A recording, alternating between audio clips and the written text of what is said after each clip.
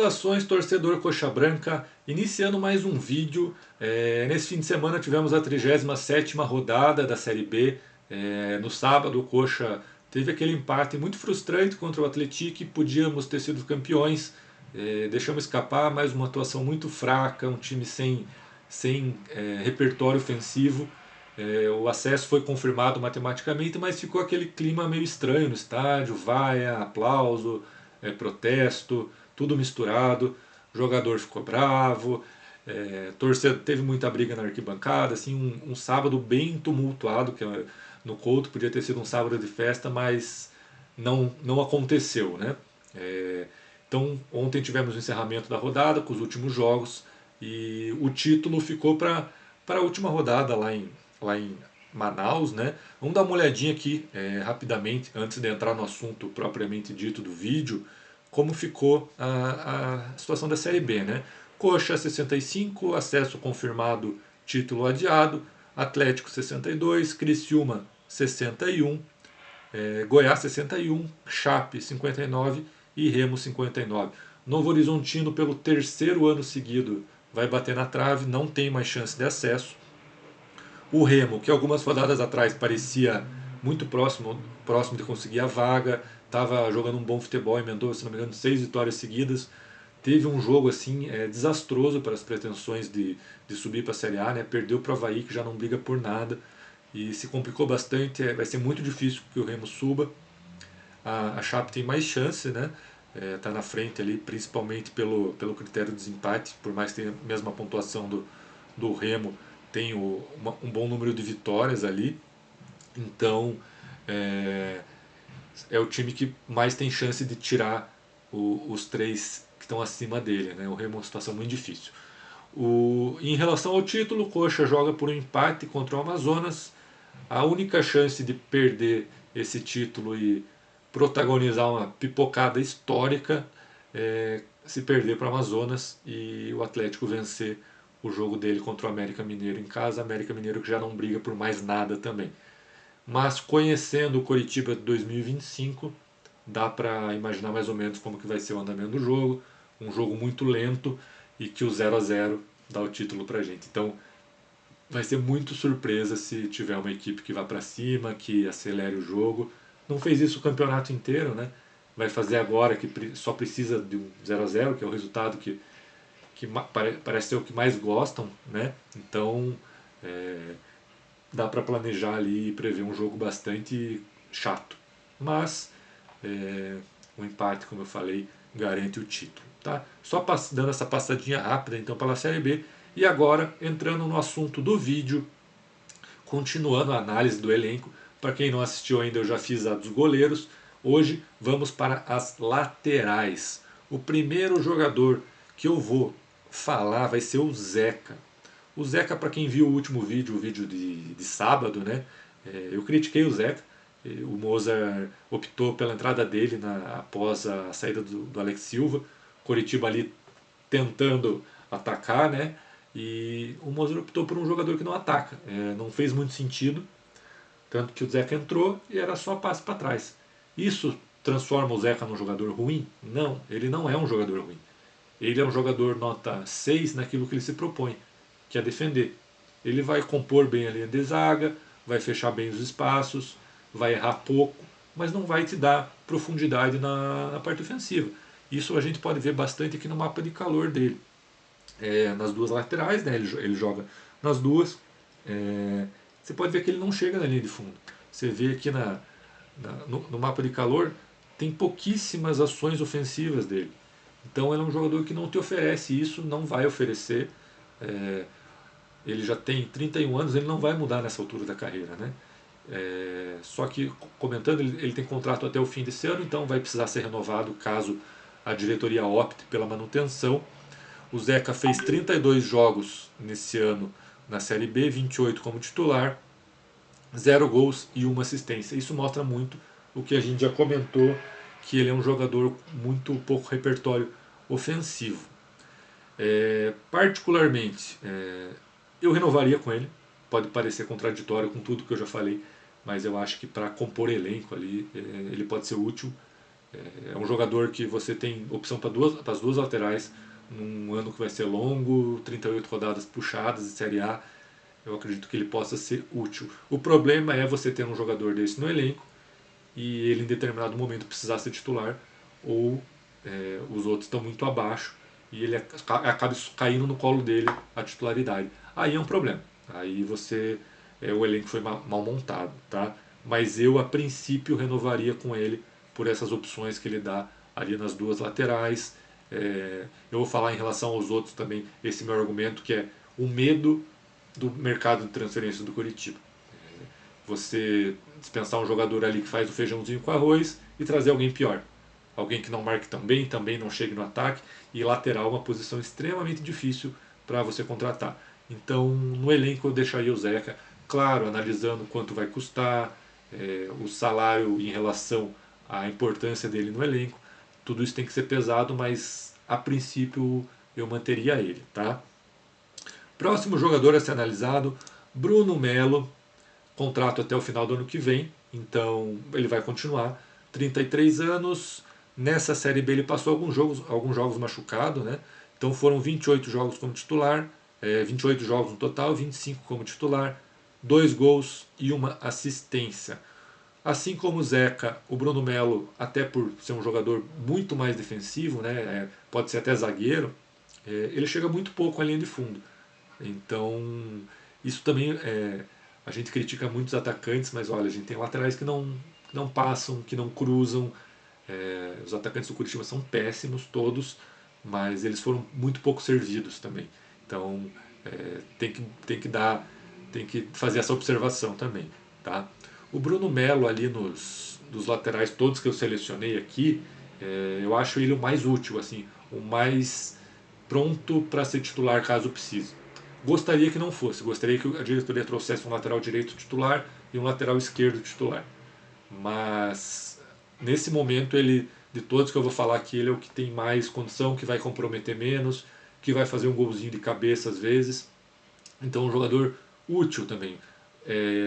Fica até à frente do Zeca na hierarquia das minhas opções aqui. Então ele vai continuar, manteria e pode ser um jogador bastante útil. Próximo, Alex Silva, contrato até o final desse ano.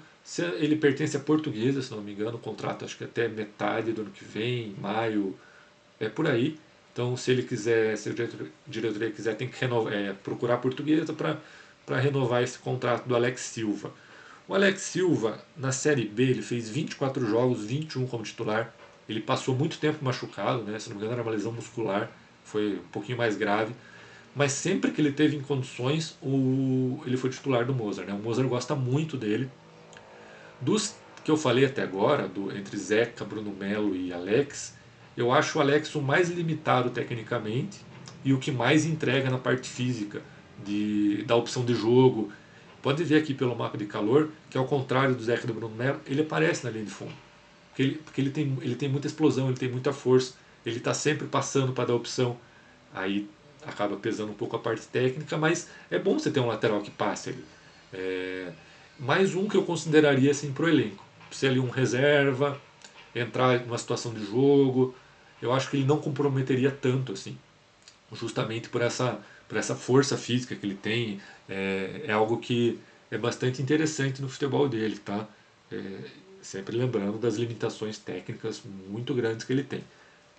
Ter um jogador desse no elenco e ele ser titular é problema. Série B é puxada, Série A é puxada, vai comprometer, mas para situações específicas, para cobrir uma vaga numa suspensão, numa lesão do titular, eu acho que é um jogador útil também.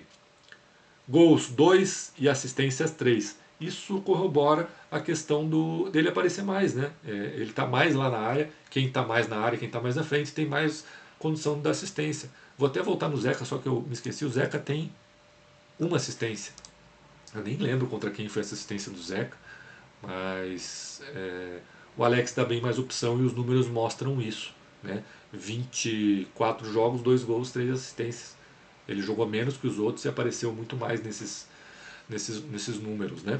Então esses são os três principais laterais do Coxa. E agora eu vou passar para a base e para um jogador que nem entrou, mas como consta no elenco titular profissional, eu vou falar sobre ele. O próximo é o João Almeida. João Almeida, contrato até julho de 2027, 19 anos. É o que eu vejo com mais potencial nesses laterais do Coxa. Esse ano ele até fez 13 partidas, 7 como titular, 0 gols, 0 assistências. Ali no mapa de calor você vê que ele fica bem na lateral, né? Ele não vem tanto para o meio e ele chega na linha de fundo. Esse é o grande diferencial do João em relação aos outros. Ele tem esse ímpeto ofensivo. Por outro lado, ele deixa espaço atrás, ainda não é tão seguro, melhorou nesse aspecto. Você pega o Joãozinho nos primeiros jogos, agora nos últimos, ele já não compromete tanto assim defensivamente. A tendência é melhorar e eu espero que ele tenha mais espaço no ano que vem, né? O Moser esse ano era bastante receoso em usar ele, teve alguns os jogos dele como titular, teve aquele jogo com o CRB que foi muito complicado no primeiro tempo, o Barroca botou é, todas as ações ofensivas do CRB em cima do João, ele teve muita dificuldade, mas é um jogador muito novo e com potencial. Agora já vamos para o segundo ano como profissional, eu espero que tenha mais espaço, continue evoluindo e quem sabe ao longo do ano, com a qualidade que ele tem, ele ganha a posição de titular. O Moser provavelmente vai ser mantido, né? E vai continuar com aquela opção de primeiro pensar em se defender. Então o João precisa se adaptar a isso. Ele precisa evoluir bastante na questão defensiva para ter mais espaço. Mas em termos de qualidade, assim, ele é muito acima dos outros. Então espero que tenha mais espaço em 2026. O próximo, o Felipe Guimarães, teve só 2 jogos na Série B. Ele jogou contra o Atlético Goianiense e entrou contra o Goiás. Um jogo difícil, né? O Coxa estava disputando ali a liderança, o Goiás estava bem naquela época e o Felipe Guimarães entrou bem no jogo, naquela partida, mas a amostra que a gente tem é muito pequena no nível profissional. Né? Pode até falar de categoria de base, mas é outro jogo, é outra competição, são jogadores melhores no profissional, então usar a base como referência ali não, acho que não sirva muito, mas no pouco que eu vi do Felipe Guimarães, eu gostei. Espero que comece a ganhar mais chance. Ele já está compondo o banco com bastante frequência, né? O brasileiro começa cedo no ano que vem, mas vai ter o paranaense intercalando ali, de repente jogar mais no estadual ali, começar a pegar mais rodagem. Mas parece ter potencial, tá? E por último, eu coloquei aqui só porque está na página do clube no site oficial, né? O Matias Fraquia, ele não fez nenhum jogo na Série B, estava jogando na Taça FPF, sem destaque, já tem 30 anos, contrato encerra agora no fim de 25. Eu acho que não passa pela cabeça de ninguém que ele tem alguma possibilidade de ficar. Né? Então coloquei aqui mais por, por uma formalidade. Então, gente, temos ali jogadores bons para compor elenco. Como eu falei, se qualquer um deles precisar ser titular, é sinal que o mercado de transferências não foi muito bom, porque precisa contratar na lateral. Não é a posição que a gente está mais desesperado, tá? Obviamente é a posição que a gente está com mais problema no ataque, mas vai precisar contratar na lateral. Porém, ao mesmo tempo, não sai do zero. Tem ali para determinados jogos, tem os jogadores para compor. Eu ficaria, como eu falei, ficaria com os 3, Zeca, Bruno Melo e Alex Silva, sabendo que eles não podem ser titulares. Tá? O Bruno Melo em algumas circunstâncias talvez, mas os outros precisam só compor elenco. Então espero que a diretoria vá atrás de contratações. O tempo para isso é muito curto. Acho que a Série A começa no último fim de semana de janeiro, então vai ser a Série B acaba semana que vem. O time deve um mês de férias, deve voltar ali pela metade de dezembro. Vai ter um mês e meio depois da volta de férias para armar a equipe para começar a Série A. E começar a Série A é complicado. A gente lembra da última vez, começou ali tropeçando, quando viu já estava muitos jogos sem ganhar e não tinha mais como recuperar. Não dá tempo de você recuperar ao longo da competição, tem que começar já muito bem estruturado. Então espero que o mercado de transferência seja muito rápido, muito assertivo e que a gente comece já com uma base muito boa para não ter problema no ano que vem. Tá bom, gente? Mais um vídeo. Nos próximos eu vou analisar os meias, os zagueiros e os atacantes no nosso elenco. E aí sim, esse último vídeo vai render. Tá bom, gente? Valeu, até a próxima.